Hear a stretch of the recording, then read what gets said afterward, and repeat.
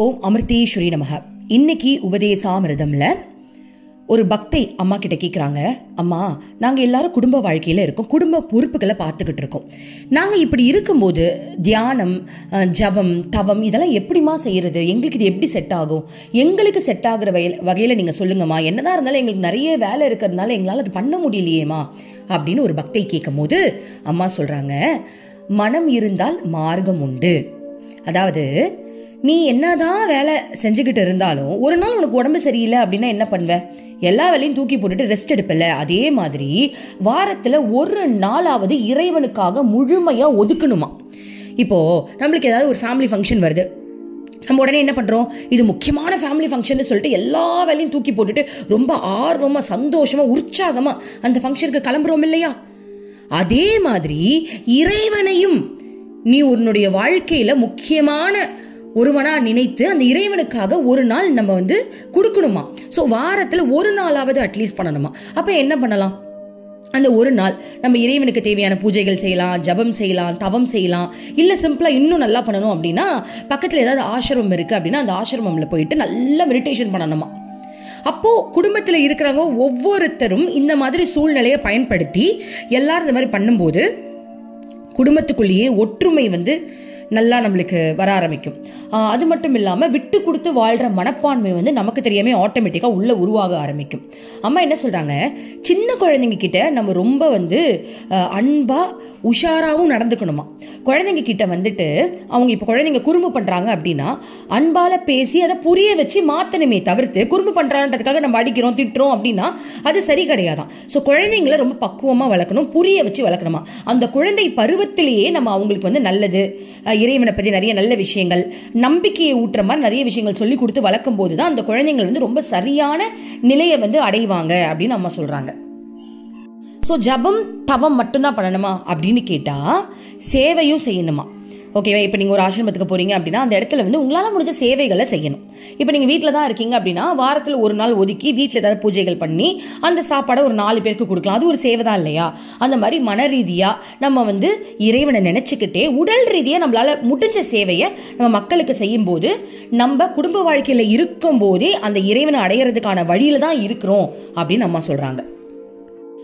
அதாவது ஒவ்வொரு மனுஷ வாழ்க்கையும் எப்படி இருக்கணும் அப்படின்னா, அவங்க இப்போ கல்யாணம் பண்ணுறாங்க, நல்லபடியாக குழந்தை பிறந்துருச்சு, அந்த குழந்தைக்கு தேவையான விஷயங்கள்லாம் செஞ்சுட்டு அந்த குழந்தைக்கு கல்யாணம் பண்ணி முடிச்சுட்டாங்க அப்படின்னா ஒரு பெற்றவங்களுடைய கடமை முடிஞ்சிருமா. கடமை முடிஞ்சதுக்கப்புறம் அவங்க ஆசிரம வாழ்க்கையை வாழ்கிறது தான் ரொம்ப சிறந்ததான். சப்போஸ் இப்போ இந்த கால நிலையில் ஆசிரமம் அந்த மாதிரி இல்லை அப்படின்னா வீட்லேயே நீங்கள் ஒரு தனிமையில் இறைவனே கதி அப்படின்னு ஒரு ரூமில் உட்காந்து நீங்கள் மெடிடேஷன் பண்ணலாம், ஜபம் பண்ணலாம், தவம் பண்ணலாம், அந்த மாதிரி பண்ணலாம். இப்போ நிறைய பேர் இந்த ஆடியோ கேட்குறவங்களே சில பேர் எனக்கு மெசேஜ் பண்ணுறாங்க, கமெண்ட்டில் கூட கேட்குறாங்க, அம்மாவை போய் நாங்கள் பார்க்க முடியுமா? தாராளமாக நீங்கள் போய் பார்க்கலாம். டிஸ்கிரிப்ஷன் நம்மளோட அட்ரஸ் போட்டிருப்பேன். ஸோ இப்போ இந்த உபதேசாமிர்தம்ல வர எல்லாமே அம்மாவோட சின்ன வயசில் எழுதுனது தான். அப்போ அம்மா எல்லாரையும் பக்கத்தில் உட்கார வச்சு நல்லா அதாவது நிறைய இந்த மாதிரி கதைகளை சொல்லி நல்லா கைட் பண்ணாங்க. பட் இப்போ அம்மாவுக்கு வயசாகிடுச்சு, 70 வயசுக்கு மேலே ஆயிடுச்சு. அதனால இப்போ இந்த புக்கில் வர மாதிரியான விஷயங்கள் அம்மா கிட்ட கிடைக்குமா அப்படின்னு கேட்டா அம்மா கட்டி பிடிப்பாங்களே தவிர்த்து இந்த புக்ல எவ்வளவு க்ளோஸா பேசுறாங்க அந்த மாதிரி நேர்ல பேச முடியாது. ஏன்னா நிறைய பேர் இருக்காங்க, அம்மாக்கு வயதாயிடுது, ஆனா அம்மா கடவுள் அப்படின்றதுனால மானசீகமா நம்ம அவங்க கூட எந்த ரிலேஷன்ஷிப்ல வேணாலும் எப்படி வேணாலும் இருக்கலாம். அதனால இந்த ஆடியோஸ் கேட்கறவங்க கவலைப்பட வேண்டாம். நீங்க மானசீகமாவே அம்மாவை நினைக்க முடியும். ஆனா முடிஞ்சா நீங்க ஆசிரமம் போயிட்டு வருது ரொம்ப ரொம்ப ரொம்ப ரொம்ப நல்லது. நம்ம நடமாடும் இறைவன் இருக்கும் போதே அவங்களை போய் நம்ம பார்த்துடணும்.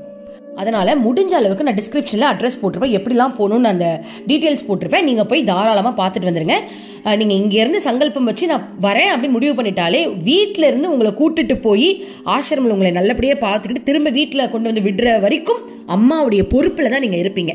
அம்மா கடவுள் அப்படின்றதுனால உங்களை நல்லா பார்த்துப்பாங்க. ஓகே, சரி. இப்போ ஒரு மனுஷனுடைய வாழ்க்கை எப்படி இருக்கணும்?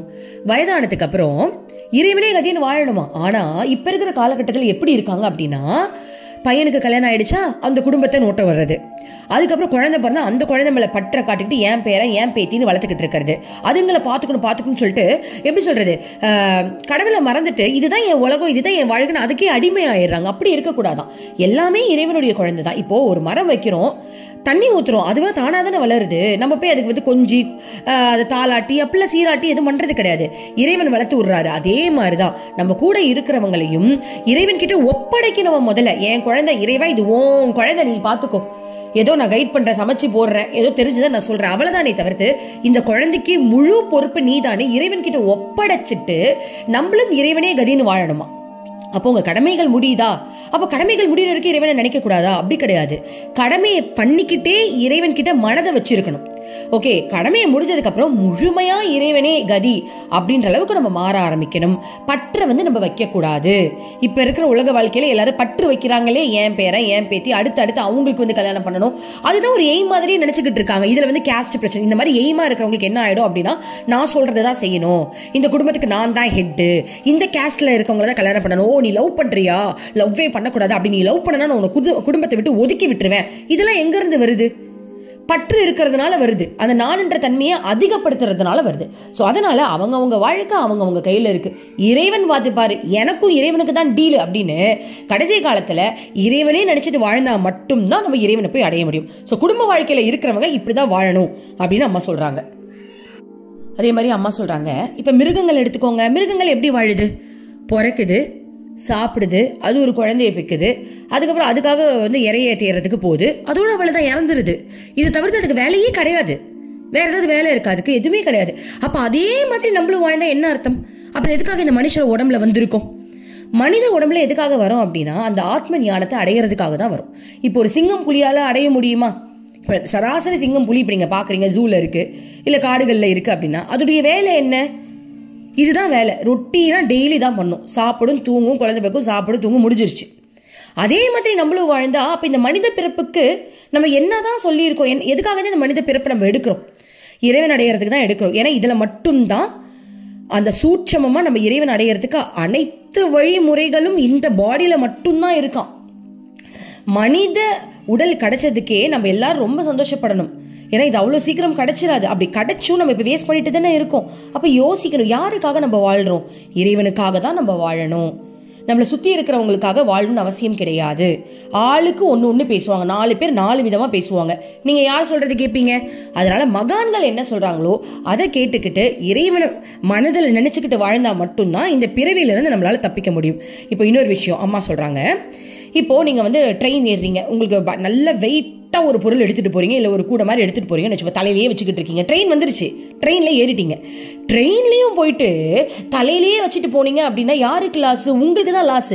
ஏன்னா உங்க தலையில இருக்கிறத நீங்க சுமந்துட்டு இருக்கீங்க, நீங்க நினைக்கிறீங்க, ஆனா உண்மையாவே சுமக்கிறது இறைவன். அந்த ட்ரெயின் தானே, அந்த ட்ரெயின் தானே உங்களையும் சுமக்குது, அந்த வெயிட்டையும் சுமக்குது. அப்போ அந்த நீங்க தலையில வச்சிருக்கிறத கீழே இறக்குனா கூட அந்த ட்ரெயின் தான் சுமக்க போகுது. உங்க தலையிலே வச்சிருந்தாலும் அந்த ட்ரெயின் தான் சுமக்க போகுது. அப்ப ட்ரெயின் சுமக்கட்டும், நீங்க ஃப்ரீயா போக வேண்டியதானே, கீழே வச்சீங்கன்னா அது பாட்டுக்கு போக போகுது. அப்போ இறைவன் நம்மளை சுமக்க போறது 100% நம்மளை சுமக்க தான் போறாரு. ஆனா இறைவனை மிஞ்சி நான் தான் அதை சுமக்க போறேன்னு நினைச்சுக்கிட்டு நீங்க உங்க தலையில ஏத்தி வச்சிருக்கீங்க பாருங்க. எக்ஸாம்பிள் சொன்னா உங்க குழந்தைங்களை சொல்றேன், இந்த குழந்தைங்களை நான் தான் படிக்க வைக்கிறேன், நான் தான் அறிவாளியா மாத்துறேன், நான் தான் கல்யாணம் பண்ணி வைக்கிறேன் நீங்க நினைச்சுக்கிட்டு இருக்கீங்க. ஆனா உள்ள இருந்து பண்றது இறைவன் தான். அப்போ ஆல்ரெடி இறைவன் தானே பண்ணிக்கிட்டு இருக்காரு, அப்புறம் என்ன நான் என் தலையில தூக்கி வச்சுக்கிறது? இறைவா நீயே பண்ணு அப்படின்னு இறைவன் கையில விட்டுட்டு நிம்மதியா இருக்கணும், நம்ம கைட் மட்டும் பண்ணணும். இந்த மாதிரியான ஒரு வாழ்க்கை முறையை வாழ்ந்துட்டோம் அப்படின்னா பற்று இல்லாம தப்பிக்க முடியும். வாரத்துல ஒரு நாளாவது நீங்க ஆசிரமம் அந்த மாதிரி போய் மெடிடேஷன் பண்ணணுமா? சரி முடியாது அப்படின்றவங்க, எனக்கு தெரிஞ்சு வாரத்தில் இப்போ நம்ம உங்கள் வீட்டு பக்கத்தில் அந்த மாதிரி ஏதாவது மடங்கள் இருந்தால் நீங்கள் தாராளமாக பண்ணலாம். எங்கள் வீட்டு பக்கத்தில் இருக்குது, ராமகிருஷ்ணா மடம் இருக்குது. ஸோ போகணுன்னா போகலாம்.